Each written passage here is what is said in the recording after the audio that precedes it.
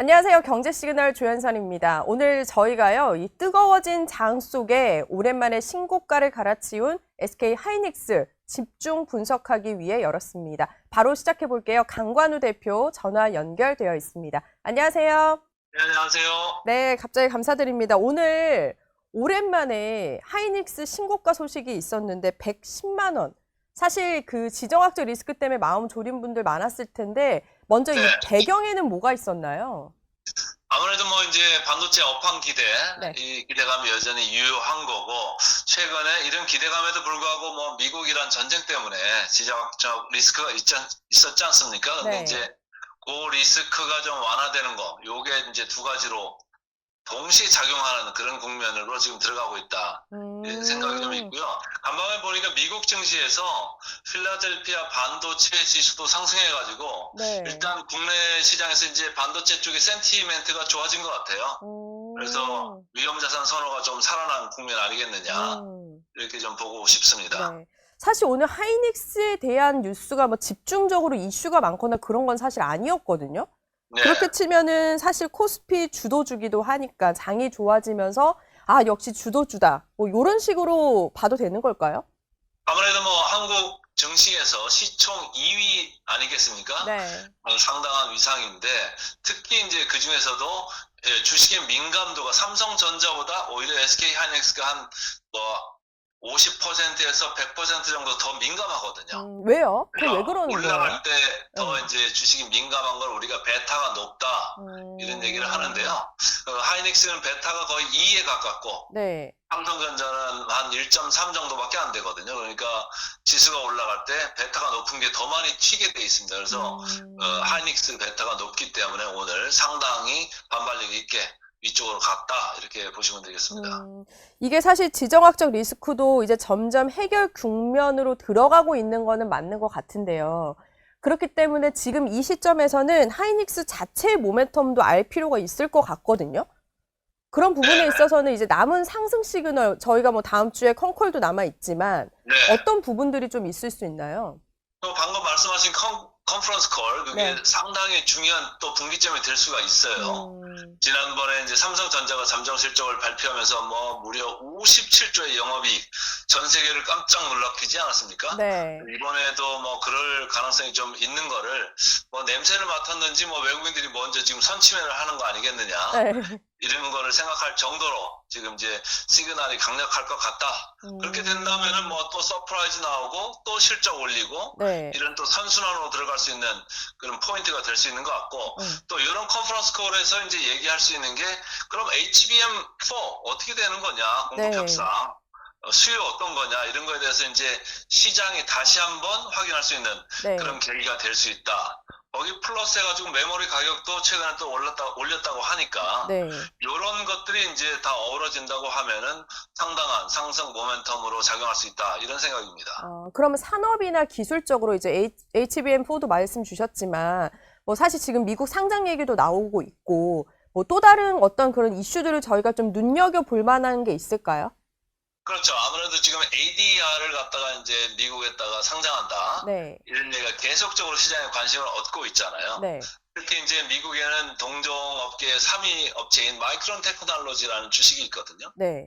근데 그 회사의 밸류에이션도 싸지만 비교해서 SK 하이닉스의 밸류에이션도 상당히 싼 이런 상태이기 때문에 미국 시장에 ADR을 상장을 한다고 보면은 적정한 몸값, 적정한 가치대로 올라간다. 네. 그런 전제하에서는 SK 하이닉스가 상당히 지금까지 저평가 국면을 해소할 수 있는 단초가 마련될 수 있다. 이런 생각을 할 수 있는 거죠. 그래서 그런 면에서도 상당히 네. 뭐 여러 가지 이벤트가 같이 네. 겹쳐서 SK 하이닉스에는 뭐 주가에 좋은 작용으로 이렇게 돌아갈 수 있다. 이런 생각입니다. 그럼 미국 상장도 그렇고 사실 ETF도 왜 그 한국 반도체를 절반 이상 갖게 된 그 ETF도 출시했잖아요. 그렇다는 건 네네. 그만큼 들어올 자금이 더 남았다라고 생각해도 되는 부분이에요? 그렇죠. 아무래도 이제 ETF라는 거의 속성이 네. 기본적으로 돈이 들어오면 기계적으로 사거든요. 네. 기계적으로 삶에 있어서 뭐 삼성전자, SK 하이닉스 비중이 상당히 높기 때문에 돈이 들어온다는 전제하에서는 뭐 무조건 사야 되는 네. 그런 종목 중에 하나가 바로 SK 하이닉스다 이렇게 보시면 돼요. 그래서 뭐 ETF가 설정이 돼가지고 거기에 자금이 많이 유입이 된다. 네. 그러면 SK 하이닉스한테는 상당히 좋지 않을 수가 없습니다. 이게 사실 장이 안 좋을 때는 개인은 오히려 이제 저가 매수로 사고 외국인들이 우르르 빠져나가는 게 또 문제가 됐을 때도 있었잖아요. 근데 보니까 오늘 말씀하신 대로 외국인들의 매수세가 굉장히 강하게 받침이 됐는데 이게 또 다른 신호나 시그널이 될 수도 있는 건가요? 그럼요. 이제 기본적으로 장의 바닥도 외국인이 만들지만 네. 또 장을 끌고 가는 것도 외국인의 역할 중에 하나거든요. 네. 오늘 같은 경우도 보면은 외국인들이 상당히 지금 강한 매수세로 지금 이제 상승을 이끌고 있는데 심지어는 전 고점을 이제 돌파를 하면서 역사상 최고치로 오늘 이제 세울 거냐 말 거냐 이런 이제 기로에 서 있거든요. 네. 그래서 실적이 지금 가속화되는 이런 구간에 진입한 것을 이제 이미 삼성전자의 잠정 실적에서 확인을 했기 때문에 SK 하이닉스에 있어서도 외국인의 거는 기대가 네. 상당히 커진 것 같다.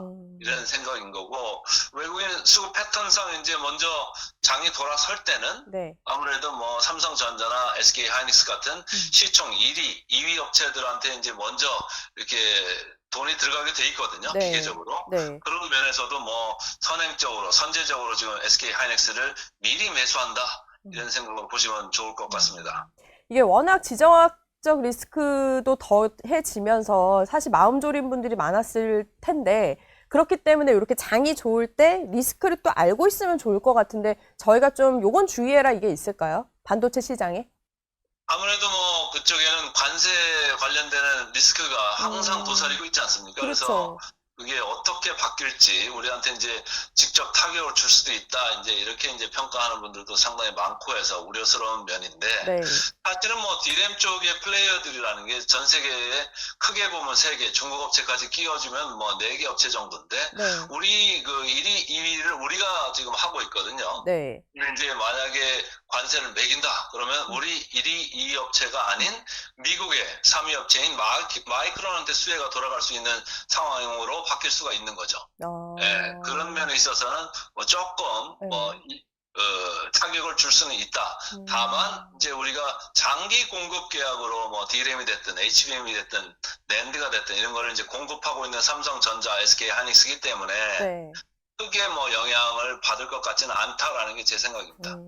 아, 근데 이러다가 진짜 200만 닉스 가는 거 아니냐 오늘 엄청 많은 분들 얘기하는데 대표님 어떻게 보세요? 목표가? 이제 목표가는 200만 원 목표가도 이제 일부에서는 얘기를 할 수도 있는 거고 지금 컨센서스 평균으로 보면은 한 143만 원 정도 되거든요. 네. 그러니까 이제 우리가 뭔가를 생각할 때 긍정적인 사람들이 200만 원 갈 거야 이렇게 볼 수도 있겠습니다만은 네. 조금 보수적으로 보면서 따라간다고 해도 지금 주가가 한 111만 원대 와 있지 않습니까? 네. 근데 평균치가 143만 원이라고 하면 나쁘지 않은 거죠. 그래서 어느 정도 갈지는 아무도 모르는 이야기니까 일단 네. 자기의 포트폴리오 속에 하나는 차지하는 게 괜찮지 않은가 이런 생각입니다. 그동안 항상 그 반도체 비율은 갖고 있으라고 말씀 주셨잖아요.